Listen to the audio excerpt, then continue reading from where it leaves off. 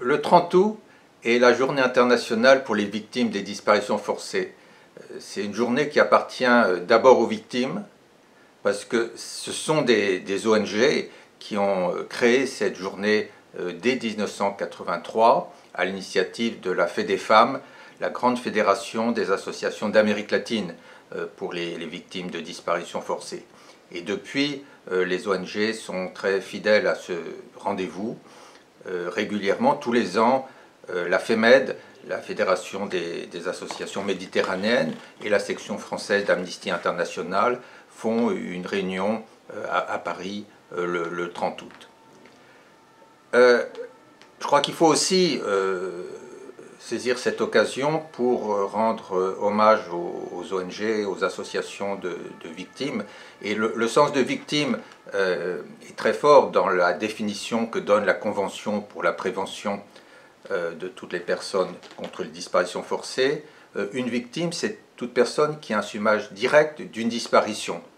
Autrement dit, c'est la personne disparue, évidemment, mais c'est aussi sa famille, ses proches, en prenant en compte l'impact terrible, terrifiant qu'est une disparition forcée pour les proches, pour la famille, pour l'entourage, pour les communautés, avec cette volonté de l'État ou des forces de l'ordre de créer la terreur.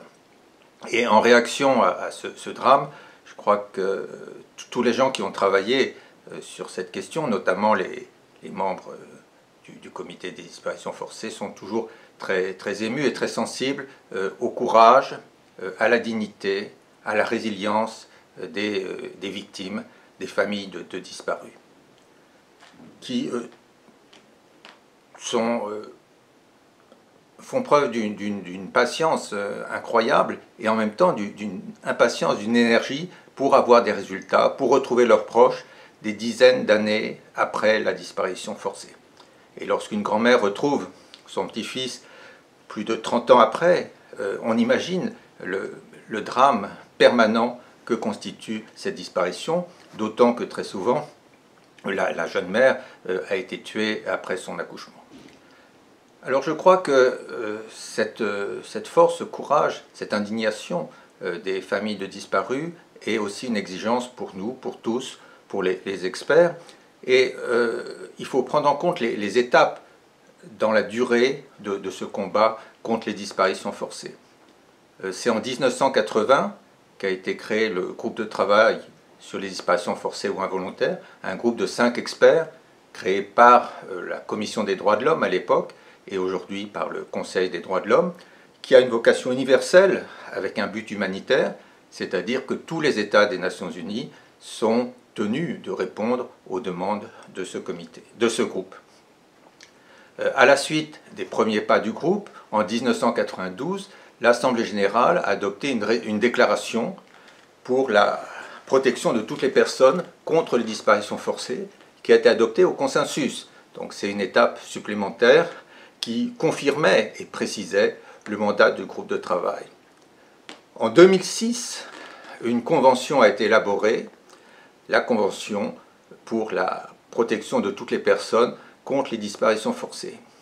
Et par une coïncidence symptomatique, l'Assemblée générale des Nations Unies, en 2010, en décembre 2010, a pris à son compte la journée internationale des victimes des disparitions forcées, qui est maintenant une journée des Nations Unies depuis 2010, au moment même où, le 23 décembre 2010, la Convention entrait en vigueur. À l'époque, la Convention avait 20 États parties, c'était le seuil de déclenchement de l'entrée en vigueur.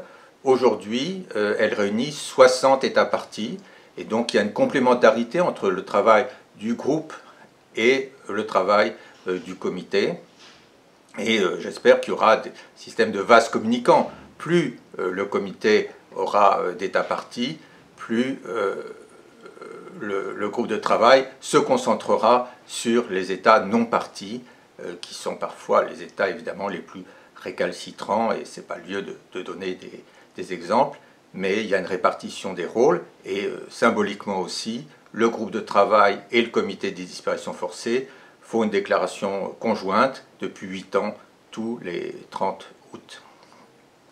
Alors, ce n'est pas le lieu de faire un bilan juridique ou technique du travail du groupe ou du comité, mais je crois que l'enjeu est très simple. Les disparitions forcées ou involontaires sont des termes qui peuvent sembler techniques, lointains. Le phénomène des disparitions forcées est quelque chose de très simple, de très brutal. Et aujourd'hui, avec des illustrations, des caméras de surveillance, on voit très bien comment les choses se passent. Vous avez une voiture qui est arrêtée, d'autres voitures qui tournent autour, des gens en uniforme ou en civil, banalisés, font descendre un conducteur qu'on ne revoit jamais. Et c'est un scénario qui s'est multiplié dans tous les continents. Autrement dit, la disparition forcée en elle-même, c'est une sorte de trou noir. C'est la négation du droit, de la protection du droit, de l'habeas corpus ou des garanties judiciaires. C'est la négation de la dignité ou de la personnalité humaine avec une angoisse permanente pour la personne disparue et pour ses proches qui est sortie du temps, qui est sortie du droit, qui est sortie de la vie quotidienne que nous menons tous. Et c'est quelque chose qui peut durer quelques jours, quelques semaines, quelques mois ou des années et des années. Donc je crois que c'est vraiment le contraire du droit. Le droit est une protection avec des garanties, des mécanismes qui sont parfois peut-être trop compliqués. La disparition forcée, c'est cette rupture brutale où quelqu'un se trouve dans une zone de non-droit, sans la protection du droit, et l'État ou les forces de l'ordre qui sont juridiquement ou théoriquement chargés de le protéger, sont ceux-là même qui l'oppriment, qui l'écrasent, qui le sortent de ce système juridique qui est notre civilisation. Alors, à partir de là, que faire pour que ce phénomène disparaisse? La Convention offre des garanties concrètes, des garanties pratiques, avec un système d'appel urgent, un système de rapport qui permet de passer en revue la situation juridique de l'État.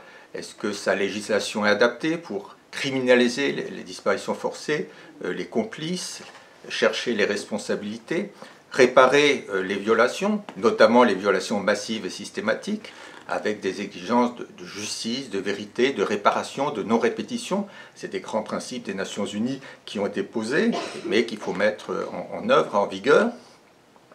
Dans les cas extrêmes, vous avez un système de communication individuelle. Le comité s'est déjà prononcé sur des cas individuels en constatant des situations de disparition de courte durée, en disant que quelle que soit la longueur de la disparition, il y a une violation de la Convention lorsque une personne est soustraite à la protection de la loi et que ses proches ne savent pas où il est, quand il passe d'une prison à une autre, d'une province à une autre, sans du tout savoir quels sont ses repères.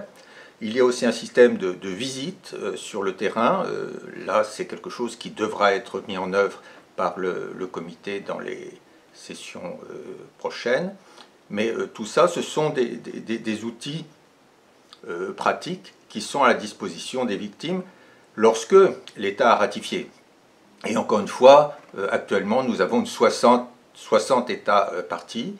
Alors par rapport à 20 en 8 ans, c'est une augmentation de 40, mais évidemment, l'urgence, la priorité, si j'avais à faire un appel, c'est que d'autres États et des grandes démocraties ou des petites démocraties peuvent encore ratifier, d'autres États peuvent montrer qu'ils n'ont pas peur de la vérité et ratifier aussi. L'actualité montre de nombreuses situations de disparition forcée à travers le monde, dans tous les continents, et je crois que ce serait un geste positif de la part des États de trouver des remèdes concrets par une ratification, et aussi de marquer une solidarité internationale, même si la disparition forcée n'est pas un phénomène urgent pour tel ou tel pays, c'est renforcer l'universalité des droits de l'homme, d'appartenir à cette grande famille de la communauté internationale, puisque la Convention pour la protection des personnes contre les disparitions forcées, c'est une convention à vocation universelle qui fait partie des traités de base